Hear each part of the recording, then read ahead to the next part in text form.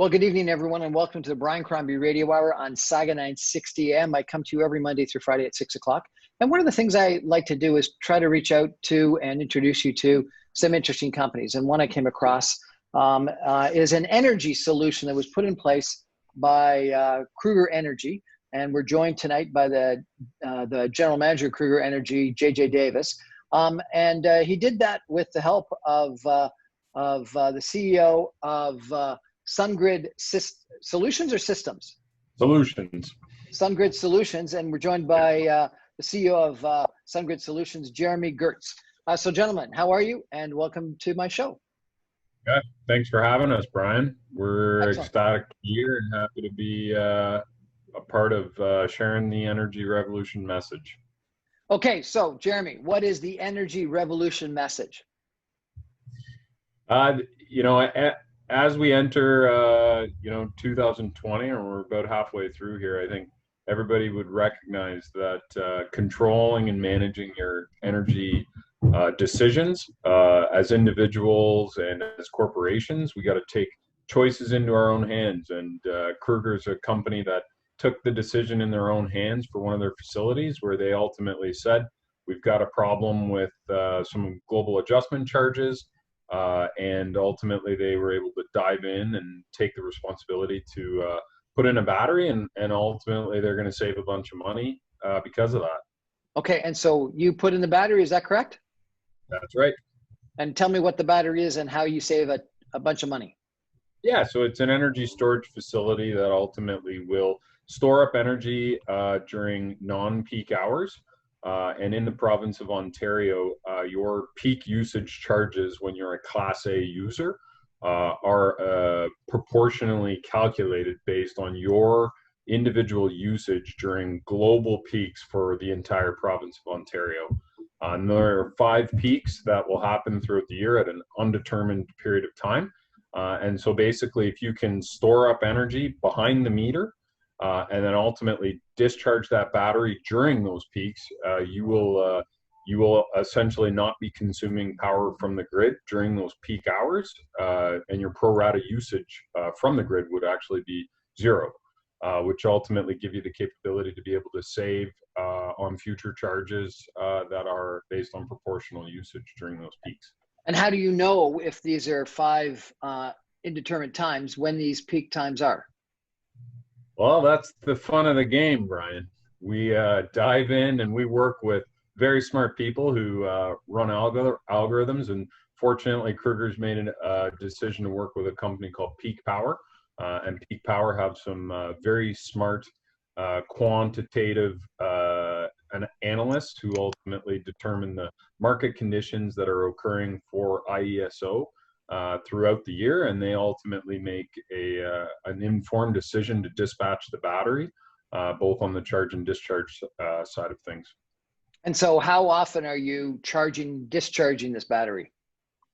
For global adjustment, I think we would expect to be charging and discharging the battery about 30 to 40 times a year.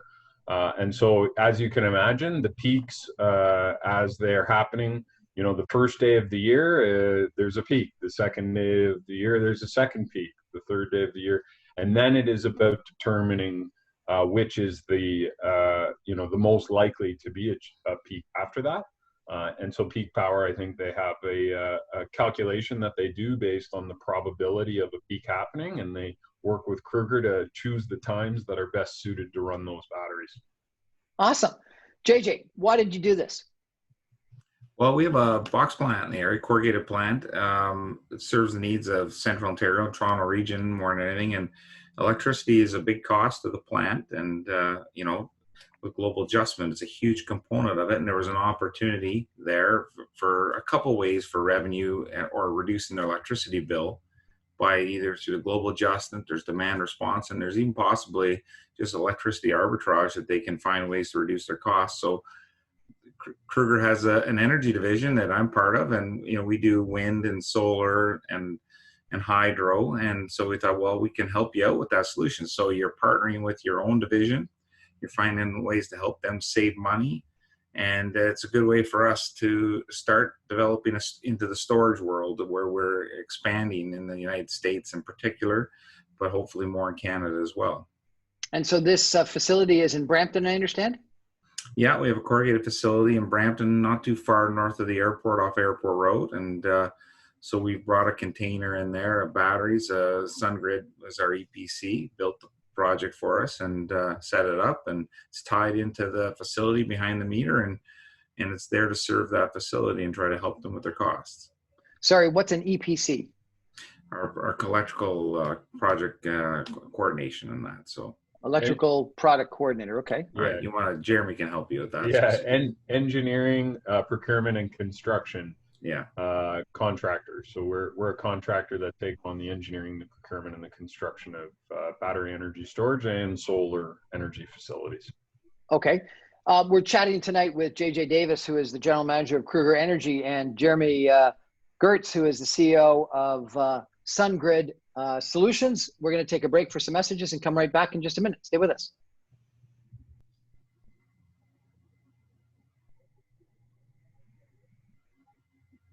Well, welcome back to the Brian Crombie Radio Hour on Saga 960. I like to bring interesting companies to you and try to understand what they're all about. Tonight we've got Jeremy Gertz, who is the CEO of Surgrid Solutions, and JJ Davis, who's the general manager of Kruger Energy, and they have built a big battery. It would appear behind the meter at a corrugated cardboard plant that Kruger owns in Brampton, north of the airport. And what they're doing is an arbitrage between the high peak pricing that Ontario Hydro charges versus making use of the battery that is charged up during low peak times. So, Jeremy, frankly, this sounds like something that we all should be doing. Should we all have batteries and do this? Absolutely. Oh, you want me to elaborate? Oh, I get it. Yes. Yeah. No, I'm in jest. No, absolutely. There's opportunities for all sorts of corporations to take advantage of the government programs that are in place, and ultimately just making better energy choices. So you may remember a few years back, there was a program called the Feed-in Tariff program. Yep. Those were opportunities that the government offered for renewable energy and people who were advocates to make investments and ultimately receive a return on that investment. Batteries offer a similar opportunity now, as JJ mentioned, through arbitrage, through peak demand response, or ultimately through global adjustment. There's a number of ways that you can get a payback on an investment, which is a great thing to do. And ultimately, this, the usage of batteries is really just enabling more renewable and sustainable energy to be brought onto the grid. And so for us, we say everybody should do it, of course. And we see the opportunities in a variety of different ways, depending on how much power you use. But ultimately, the first step in a good decision is recognizing the need to change. And I think we see a lot of companies like Kruger Energy beginning to make those decisions. So help me, how does having a battery help more renewable energy on the grid? So as you can imagine, the generation from renewables is somewhat inconsistent, and it doesn't necessarily provide the stable baseload power that you'd expect from a nuclear or a coal or a gas generating facility, where you're taking a fuel and ultimately only converting that fuel to electrical energy, as you're burning it. And so for us, what we do with the batteries, and ultimately the IESO has set up pricing mechanisms that allow for generation and load to have mismatch. Throughout the grid in Ontario, we see there's some mismatch. And that mismatch, those opportunities, is where the battery has the best opportunity to be able to take high periods of generation from renewables. So we could have a windy, sunny day where maybe the province isn't using as much in the fall. And we are able to take that energy, store it electrically, utilizing a battery. And then maybe when the sun goes down at night, or when everybody gets home from work and their usage goes up fairly considerably, then we have that battery available regardless of the fact that the wind or the sun is shining. And so for us, we get these opportunities to choose those moments, and IESO has enabled us with a great market structure that gives us the capability to be able to make some of those decisions. What's the great market structure? This differential in pricing, or is there something more in it? So we ultimately have in Ontario for large load users hourly Ontario energy pricing, which is an energy-based program. We are now moving to capacity-based pricing structure, which is market-based, where we have the opportunity to price capacity based on the need. And so we see the opportunity to see supply and demand ultimately starting to align, and batteries are ultimately giving the capability for us to be able to bring more renewables at lower costs, that ultimately we can bring the supply of that power to the demand moments when it's needed, utilizing a battery. So some key opportunities really enabled by the IESO. Give me a sense of this battery. What are we talking about? Like, is this a small battery, a massive battery? How much does it cost? How much space does it take? Is it the kind of batteries like we would see in a car or in a flashlight, or is it some newfangled hydrogen fuel cell battery? No, yeah, it's a lithium ion battery configuration. For us, I wouldn't say that this is a large battery. I think we would classify this as a right-sized battery. This is really right-sized to match the facility and Kruger Energy's usage.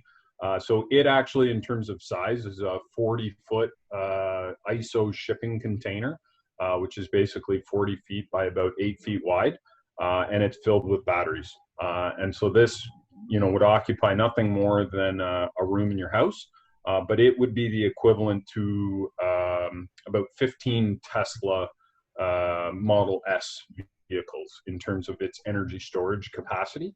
And that gives us the capability to be able to choose the moments of dispatch and then manage that through the electrical connection to the grid there. So JJ, when you turn the battery on, how long does it operate the plant? The battery in our case can operate the plant almost fully for up to 2 hours. It's unique. In our case, the setup, we're not designed or intended to go back onto the grid. It can't do that way. We don't, the way we're arranged with the local utility. So it's about lowering our load for a certain period of time. So you can do it over, 4 hours, 8 hours, 12 hours, or you can go discharge it really quick and hard for 2 hours. And I've always thought that batteries lose their charge over time. Does that 2 hour time period diminish over usage? Yeah, there's an expectation, but most of today's battery technology is expected to last within about 10 years. And so every year, I think it's about 3 to 5% a year performance expected to deteriorate. And so will you be adding other batteries, or what's your plan, do you think? Well, what we'll do is we'll try to maintain the existing batteries by replacing cells periodically. And, we'll see where it goes after 5 to 10 years. And, we're anticipating the energy storage market will grow. Beyond our specific example, energy storage is an opportunity to provide, Jeremy covered a lot of the areas, but also for reliability in Ontario. So if you have a nuclear reactor drops out or some transmission line issues, that the ISO can pull the trigger and use these to help improve the reliability across the province. It reduces the demand peaks when it was really hot like last week. And so the more and more energy storage is out there, the more reliable the grid can be. And as the technology matures, it's becoming more cost effective. Just like wind energy did over the last 10, 15 years, it's now one of the cheapest new energy sources out there. Solar keeps crashing more and more every year and become very favorable cost-wise to build new projects, competing as good or better than many other technologies for electricity. We're hoping and thinking that battery storage will do the same. So, sorry, I guess I'm not as up to date on the statistics as you are, obviously. So you're saying that wind and solar energy costs have come down quite dramatically? Yeah, the cost to build new wind and solar has definitely dropped tremendously over the last 10 or 15 years. And you'll see many jurisdictions in North America or all over the world, most new greenfield electricity generation facilities are using renewable technology for it.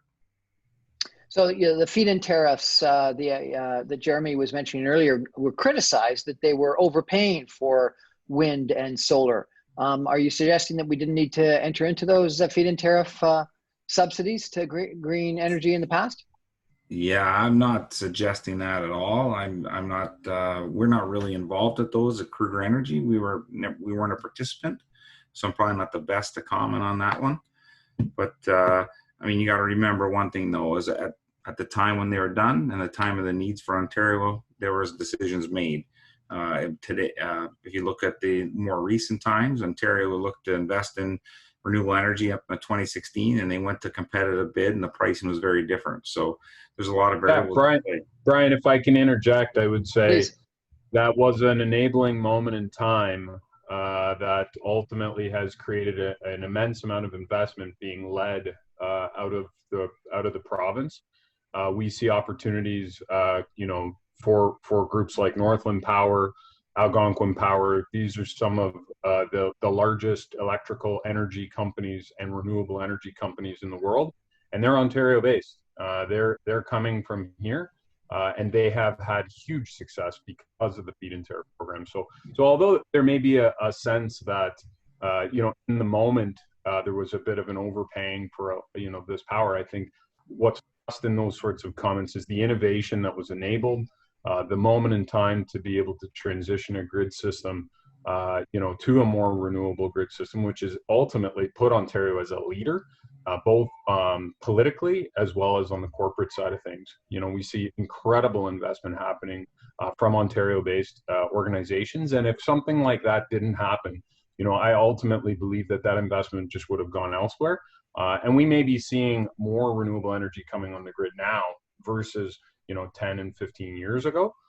But ultimately, I would say that you would not see Ontario and Canadian-based companies leading the way in the same way that even Kruger Energy is. Those incentives really created an opportunity for organizations to understand the investment structure and also some of the banking institutions that have really supported globally the growth of renewables. So for us, it's always a two-sided coin. It's not a situation to say, oh, well, there's a bit of overpayment here, and so therefore it's not good. I think there is two sides to the coin, and it becomes very difficult to be able to say whether or not that was the perfect decision or not. But ultimately, it was an enabling opportunity that's made Ontario a leader. So what you're saying is really it was the catalyst to creating an industry. And if we had not had that initial subsidy potentially to the industry through the higher than otherwise we would pay feed-in tariffs, we wouldn't have had that industry opportunity today. 100%. Ontario is leading the way in many respects. And we regularly, as we travel the globe, enabling projects globally, we are regularly running into Ontario and Canadian-based investors who have thrived and succeeded through that period in time and are ultimately bringing the message globally. And they're bringing back dollars and tax dollars that we wouldn't have otherwise seen. Right. And Brian? Yes. I'd like to also say that, on top of the fact that the wind farms and solar and other projects are built, the Kruger Energy wind farms are built not only provide electricity for the province and capacity going forward for 20 years, maybe a lot longer, depending on the assets, but the other thing that we've done and all wind farms have done is we help the ISO by very quickly adjusting to loads and needs. So they send us signals, and there's absolutely no other technology out there that responds to the demand, balancing supply and demand like the wind does. And so we actually have helped the ISO a lot and balance with the Ontario marketplace, and consider them a good partner. So that's really interesting. Please explain that to me. I've always had the perception that the problem with wind is it comes and goes with the wind from a power standpoint. So what you're saying is even if it's windy, if someone doesn't want your power, you turn off the windmills? Yeah, they basically will send us a signal and every 5 minutes and say, maybe we don't need that power right now, and we'll adjust. And, the fantastic neat thing about new technology is, through automated signals, we can do it and do it very quickly to whatever they want. Not all other technology, most other technology, it's older, more mature, can do what we do that way. But if the wind is coming and you can create power, why would you want to reduce? You should want to produce anyway. Is it that they reduce the price? Well, it could be. Well, the price moves. Those are price quantity signals for sure. But the other thing is and sometimes if you have lots of hydro, lots of wind, lots of solar, lots of nuclear, which is over 60% of the power in the province, then it becomes a reliability thing, and so you need to pull back on what you're generating power on a some moments basis. Other times you need it back, and wind and solar can do that, or most new technologies can do that in the renewable space. So JJ, this is fascinating, because when I think of Kruger, I think of paper, toilet paper, and paper towels and stuff like that, don't I? I didn't realize you were into energy. Can you tell us a little bit about Kruger? And I think you said there were 4 different divisions. Yeah, there's at least 5 different divisions. Kruger is a pulp and paper company, largely, where we can be remembered quite often for sponsorship of the Scotties tournament, curling tournament. But yeah, we are a pulp and paper company. Energy is just one of the divisions. It's a smaller division. And what are your other divisions, please? Well, we make container board. That's where we're partnered with one of our sister facilities. We make also a lot of products in the tissue and toilet paper space. We're into newsprint and other specialty products we're expanding on. And we also have a small division in wine and spirits. In wine and spirits, fascinating. What type of wine and spirits do you produce? I can't get into too much of that. I'm not the guy to speak to on that front. I'm sorry, but there's some of that, and there's some also distribution and stuff, but that's not my expertise. Okay, sorry to ask you. So, pulp and paper have got to be massive users of energy. So that makes logical sense that you'd want to get involved in another division in energy. You say that you're involved in solar and wind as well as battery right now. Is that correct? Yeah, that's correct. I have 2 wind farms in southwestern Ontario under my purview. I have a hydro plant on Vancouver Island. We also have a wind in Quebec. We have hydro in Quebec, hydro in Newfoundland, a lot of hydro in the northeast United States. We have some solar in the southeast United States, and we'll soon hopefully have some solar in Saskatchewan, as publicly announced. Plus, we have a bunch of projects in the pipeline. We're always trying to grow. It depends when, in the marketplace. And are you selling to the grid, or are you selling to Kruger plants? Most cases, we're going to the grid. It depends on the size of the facility, the location, et cetera, et cetera. But more and more nowadays, we're looking to expand opportunity to deal with more individual users of electricity. Yeah, and JJ, you've recently partnered with Surgrid again for another battery project in Massachusetts. So definitely there's lots happening at Kruger, and they're definitely growing. Yeah. We're chatting tonight about alternative energy, I guess, batteries, primarily, that Jeremy has put via Surgrid Solutions in a corrugated cardboard plant that Kruger has just north of the airport, and JJ Davis from Kruger Energy is responsible for it. We're going to take a break and come back after this message. Stay with us.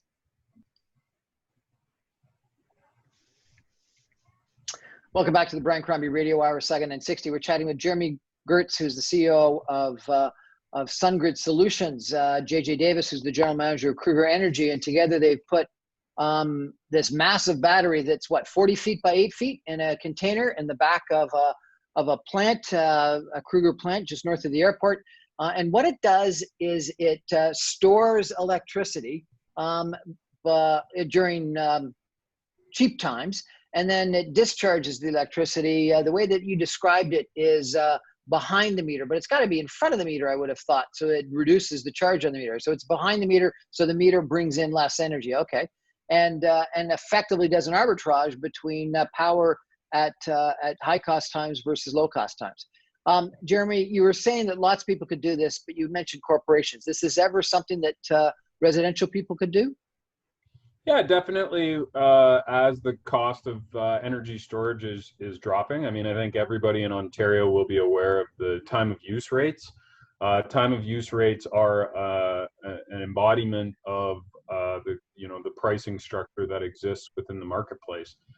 And so as energy storage prices are coming down, we're seeing opportunities for residential users and small commercial users to be able to capitalize on that. I think as JJ was even mentioning around grid resilience, and the opportunity to keep the grid operating, there's even opportunities for remote communities and remote projects, or even people who are having outages, to be able to ride through those outages, to be able to utilize a battery, to be able to ensure there's no loss of power. So should we all be buying batteries from you and sticking it in our basement or something? Yeah, I mean, I definitely think that there's a few manufacturers and installers that focus on a few different areas of the food chain. Generally, we're getting involved in projects that are quite a bit larger. But we have just installed a 500 kilowatt hour, so a much smaller version than the one that JJ installed on a Longos with a partner there in Markham. And they are utilizing it alongside a natural gas generator and a solar system to be able to create a little bit of resilience, which is pretty incredible. So that those are some of the opportunities that we're seeing, and they're getting smaller, and the opportunities are growing, and the costs just continue to come down, which give us so let me ask you something that when I heard it sounded frankly a little bit off the wall. But someone told me that once we all get electrical cars, we can all get on the grid and be storage sites for exactly what you're talking about. And somehow what we're going to be doing is we're going to be downloading power from the grid into our car and then selling it back to the grid whenever the grid offers us more money. Is that something we can actually do, what you're describing, Absolutely. but with the batteries on our cars? Yeah, energy storage as a service. It's a real thing. And if you have a known quantity of electrical energy that you're going to use at any given moment in time, you can transport and utilize the opportunity to be able to capitalize on high value moments versus low value moments. Just make sure you keep enough to get home. That oftentimes is the debate that we have. But yeah, electrification's happening, and the ability to be able to participate in programs, as well as for many of the green parking lots that you may see sprouting up. Many of these facilities are even installing energy storage to make sure that when you come and you park at their parking lot, that they ultimately are not offering you the current rate of electricity, because many times you'll be parking midday or in the evening when power prices are highest. So they will actually charge the battery during the evening and be prepared to charge up electrical vehicles during the day. But effectively what we should be doing is not plugging in something that only takes electricity, but plugging in something that can take electricity and sell electricity back. Absolutely. If your usage is understood to the point where you have the capability to be able to participate, and those opportunities are coming. So the tools, for instance, Peak Power, who's a partner in the project that we've been talking about, they have a program called Peak Drive. And that is exactly that opportunity for them to have some vehicles connected to the grid to ultimately capitalize on some of these peak demand moments.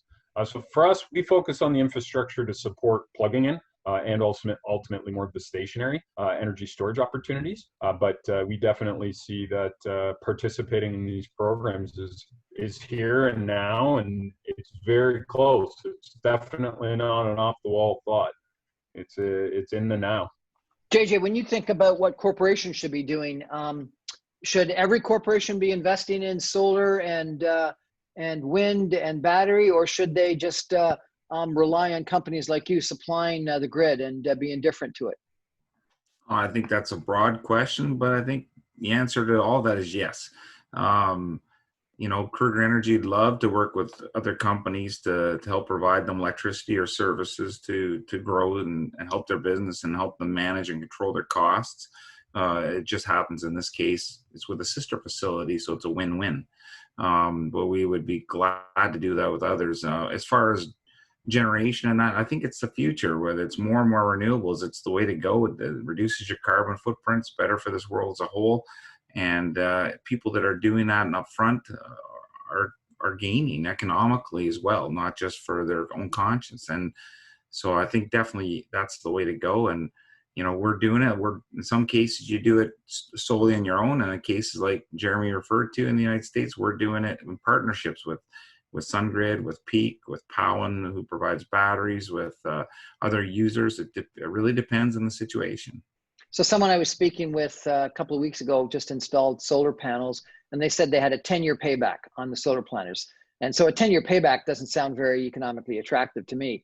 Are there criteria where it makes a lot of sense to put in solar versus, sunny places, lack of rain, or what do you think through when you think through the economics of installing solar? Well, solar is a great example of technology that's quickly matured, and through online resources, you can find out what the sun's like in your area. If you're in Vancouver or in way up on Baffin Island, it might be very bad, or you can be in other areas of the United States in the more southwest, or even in prairies in northern Ontario that the sun's pretty good, and you wouldn't even necessarily think about it. It's all publicly available, and there's a lot of tools online. If you're a small guy, you want to put it on your roof and you want to figure out what the savings are going to cost, you can do a lot of the homework yourself and then decide to go forward or not. If you're off grid, remote, or you have reliability issues with power, and if your business making a product that it's key to refrigeration, otherwise, you might have other things that really add some security or some savings opportunity.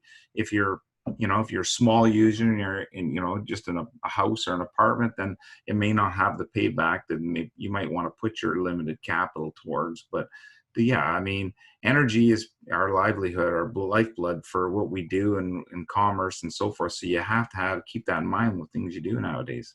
So I'm associated with a company that has a fairly large backup propane generator because we've got a sizable chiller, and if the chiller if we lost power and we lost ice, it would be a disaster for our business. So someone that's got a big propane backup generation, which I think lots of people have those kinds of backups. Are you suggesting we should all go batteries rather than those propane generators that we've got? Well, I think if you're starting from scratch, definitely it'd probably have a good business case. If you're looking to retrofit, it depends on how many service and how much sunk cost you got into it to start over. But yeah, it's an opportunity, and as Jeremy said, down the road, depending on the size of the propane, how many kilowatt hours or megawatt hours it could store, you might have an opportunity to turn it into a battery where you can transmit energy back and forth when you're not using it for your reliability purpose. So there might be more revenue streams rather than having to sit there idle and get older for the next 20 years. So when our call's over, Jeremy, you're going to have to call me about such an opportunity, because I think that might be one we need to talk about. So JJ, when you're thinking about solar versus wind, what are the comparisons? How do you decide which you want to build? Well, I think it depends on where you're at. For one thing, if you're in, for instance,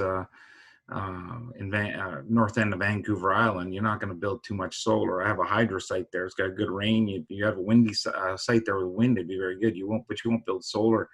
And one thing about geography, topography, that's a big factor. Yes. Also, economies of scale. It's hard to get. Nowadays if you need a lot of megawatt hours and you have a lot of flat open land like Southwestern Ontario, you can, if there's an opportunity to put a project in, you can put one or two turbines in and have a huge amount of energy compared to which went solar. But solar is simple and straightforward. I think solar is also, there's less rotating, moving material parts and stuff. So if you're smaller, if you're like we have my family personally, we have a cabin or camp, we call them, and from Northern Ontario, and it's all powered by solar panels and an inverter and batteries. And so, that's the way to go in a case like that. You can scale down the solar a lot better and the maintenance is better. But if you're going to go big scale, then wind has a good place.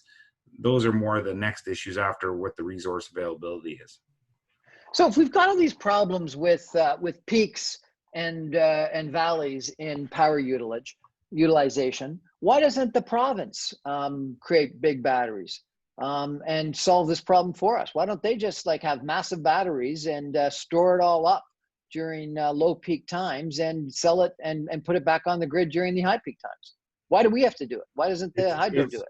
It's as if you've peeked behind the window or behind the curtain, I should say. The ISO is regularly looking at these things, and I would say, definitely we see a future opportunity that looks like that. ISO about 5 years ago ran one of the first pilot programs in North America and took the opportunity to install, I think, about 150 megawatt hours of batteries, which at the time was more energy storage than has been deployed anywhere in North America. And so through that, ISO has gained a view that is ahead of the rest of North America and is leading the way in terms of its interaction with how energy storage can be used. So I think ultimately you're on the right track. I think sometimes, policy decisions and government decisions have a tendency to lag the current understanding. But even as that's happening, we're seeing just better evolution of battery energy storage. We're seeing nothing but future opportunity, and this is beginning to emulate other markets like ERCOT in Texas, CalISO in California, even NIPA and MISO. Like, we're seeing large batteries being brought to bear, and oftentimes when the government begins to look for these opportunities, they want to drive to an economical solution, and sometimes that means creating a market structure for those that have the efficiency to participate, to allow them to come and bring a solution that ultimately can play in the marketplace. And I think that's where IESO in Ontario is at. I think they're beginning to make that decision. Is it going to be strictly market-based, where we control a signal, or will it be ultimately a crown asset that can be operated in a way that ultimately adds benefit to the grid? So and Brian, just not forget, Ontario Power Generation has one big energy storage facility, and it's not a battery, but in Niagara Falls, where it's a pumped hydro storage. And there's other places in the world where they have the geography and the capability to do that. They're investing more and more in that as time goes on. So the Sir Adam JJ, Beck, I got this. I got this proposal. The Sir Adam Beck facility in Niagara Falls is one of the world's largest batteries, and is more than 60 years old, which is phenomenal. Okay, okay. I got this proposal from someone who wanted to, I think it was in Lake Superior, pump a whole bunch of water up a mountain to a quarry during low electrical cost times, and then allow it to fall down through an electrical plant in high cost times. So effectively recreating the natural fall from Niagara Falls. And that would really be a battery, because I don't think we don't pump the water back up Niagara Falls, do we? No. We do sometimes. Well, we divert it into a lake, a man-made lake to the side, and then we pump it into this lake, and then we flow it back down. Yes. So we just let it go down when we need it, but we don't actually. No, there's an elevation gain. Yeah. We actually pump it back up again. Yeah, but not from the canyon. No. Not the whole way. No. So this idea of taking it from the bottom of a mountain in north of Lake Superior to the top of the mountain, and then allowing it to come back down again and creating a battery of water, does that, again, make any sense? It is being done in different parts of the world. Depends on the needs. Unbelievable. Jeremy, are you a private or public company? Well, we're a private company. Public, I want to invest. Sorry? When are you going to go public? I want to invest. Oh, well, we're always looking at it. We're evaluating the peaks and valleys of the marketplace. We're working on our capital structure as we speak. There's endless opportunities to invest in companies like ours and others. And we're always open for phone calls. So for those that have a lot of money and are looking for an opportunity to make a good strategic investment for the future, we're here and we're open for business. We're chatting tonight with Jeremy Gertz, the CEO of Surgrid Solutions, and JJ Davis, the general manager of Kruger Energy, about a big battery that they put in place just north of the airport at a Kruger plant. We're going to take a final break and come back with some concluding comments in just a minute. Stay with us.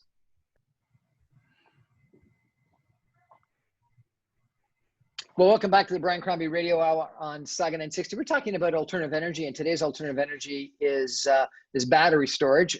Jeremy Gertz, the CEO of an owner, it sounds like, or vast majority owner of Surgrid Solutions, and JJ Davis, who's the general manager of Kruger Energy. And I presume, JJ, you don't own the majority of Kruger Energy, right? No, Kruger. There is a Mr. Kruger, and he's in charge. Good stuff. Maybe I could get you guys to think, 5-10 years in the future, and tell me what you think we're going to be deriving our energy from. I had someone on my show a little while ago that told me that the best energy currency was ammonia. And what we should be doing is we should be using electricity, and we should be using natural gas, converting it to ammonia, because ammonia, unlike electrical batteries, doesn't lose its charge over time. I've had other people tell me that we're going to have this distributed energy that I talked about, where we're going to have autonomous vehicles, electrical vehicles in everyone's house, and that's going to be the batteries, and batteries are going to be distributed all over the place. Jeremy and JJ, if you look 10 years out and you had to describe sort of our energy grid system, what's it going to be? I think that you almost answered your own question there. The future is going to be a bit of all that. I mean, let's face it, as petrochemicals slowly run out over the future, we have to we have to adapt, we have to change. But it's not going to happen as fast, probably, as some people predict, and it's not going to stay the way it is now. And ammonia is a way, hydrogen is a way. Electrification is going to be a way. It's probably not going to happen as quick as a lot of people say, because there's a lot of status quo, a lot of resistance to change, a lot of infrastructure that is the way it is. It makes you not want to change, but we need to, for the environment, for energy. I mean, if you run out of one energy source, the economy will stop. And so, we are going to adapt and change. And at Kruger Energy, we're interested in green energy. We're interested in with no negative impacts on day-to-day basis, and in particular to the climate. So we think it's a good opportunity to be in that field and to grow. Yeah, I think from our perspective, the energy revolution has arrived. People making their own decisions with respect to how they consume electricity and they consume energy, which includes all forms, gas, propane, whatever it be, hydrogen, ammonia.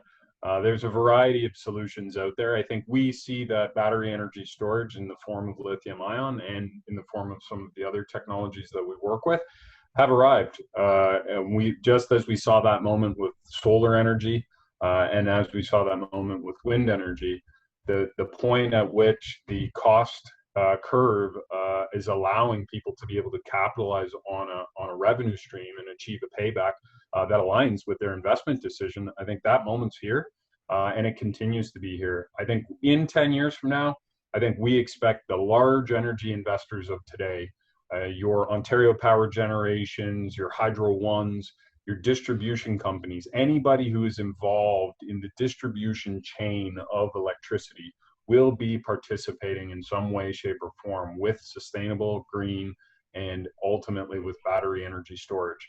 We expect to see these on corners, and we oftentimes talk at Surgrid about the day that every building is battery is the same as an air conditioner or an HVAC unit. That moment's coming. Is it 10 years away? Is it 20 years away? Hopefully sooner rather than later for guys like Surgrid and the investors that we're all going to bring in. But ultimately, we look forward to a green future where people are owning their energy decisions in a way that is ultimately impacting the globe in a very positive way. Just like I think one of you said that 70% or something like that of our energy is produced by nuclear. 10 years from now, will we be building nuclear plants? Will we be as reliant on nuclear? Yeah, I ultimately believe that nuclear is a part of the baseload power generation for the province of Ontario. Will it be in the same form and fashion that we see it today, or will it be in a more in a more distributed nature that aligns closer against the load and where we're consuming electricity? I think it's very similar to the decisions that are being made about energy storage, and I think the impacts of some of these decisions that lie before us give us the opportunity to be able to alter the decisions that we may have made in the past. And I think understanding the impacts of that and allowing those to influence our decisions, both as a province, both as distribution companies who are distributing power, and even as private corporations, we have so much power to make decisions, mind the pun. But we have such an opportunity in front of us to really make a positive impact that, I can't see that nuclear is not going to be a part of that. I think ultimately it will be. But I think it will ultimately be in a slightly different way than we're making those decisions today. JJ, are you happy with your development? With the project at Brampton, very happy. Happy with Surgrid Solutions and helping us bring that project to life. Happy with the newest, latest technology from POW and Energy, our partner that's going to help us operate it, predict those peaks, and manage when we can make some cost reduction savings for the facility. Peak has gone very well. So, yeah, it's been a very good start. This COVID crisis has been tough. Getting necessarily people at site, things to do it and do it in a safe manner, but we work through that. And we're really hoping that this continues going forward into some of our next installations in the Northeast United States. JJ Davis, General Manager, Kruger Energy, and Jeremy Gertz, the CEO of Surgrid Solutions. Thanks so much for joining me tonight. Appreciate it. Thank you. Thank you, Brian. Well, that's our show for tonight. Thank you very much for joining us. We're on every Monday through Friday at 6 o'clock on 960 AM, or you can stream us online at www.saga960am.ca, or you can find all my video casts and podcasts on briancrombie.com. Have a good evening, everybody. Good night.